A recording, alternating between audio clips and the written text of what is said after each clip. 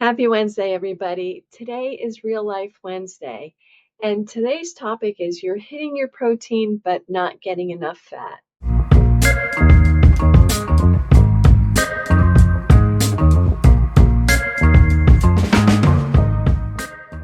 Someone recently asked me a great question in the comments.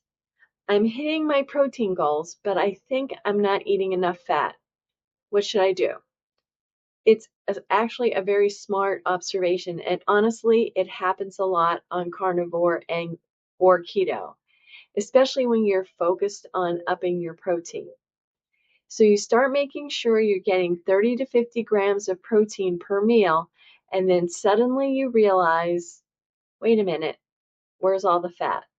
And that's important because protein builds, but fat fuels. Without enough fat, you might notice low energy, mood swings, constipation, poor sleep, or even hormone shifts. So let's make this simple. If you're feeling off on carnivore or keto and your protein is on point, your fat might be too low. Start by looking at the types of protein you're eating. Lean cuts like chicken breast, sirloin, or tuna are great, but they don't come with much fat. So you might need to add fat to those meals intentionally. Here are some ways to add healthy fat without overthinking it. Grass-fed butter on meat, and if you're keto, on your vegetables. Or if you're keto, you can do olive oil as well. Full-fat Greek yogurt or sour cream if you tolerate dairy. Egg yolks, not just the whites. Fatty cuts like ribeye, pork belly, or 80-20 ground beef instead of 90-10.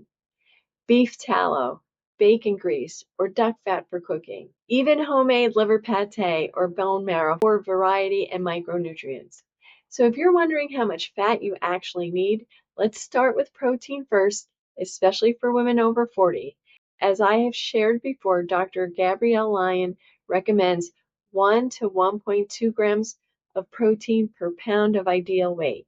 That's especially important for postmenopausal women trying to preserve muscle mass while losing fat. So once your protein is in that range, fill your remaining calories with fat. And here's a general rule of thumb. On ketogenic diets, aim for 70 to 80% of total calories from fat.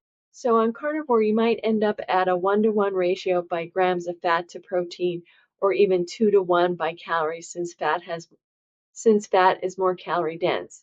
This isn't about chasing numbers, it's about fueling your body and supporting your hormones and avoiding that sluggish, underfed feeling that can sneak in, especially when your body adapts to fat burning.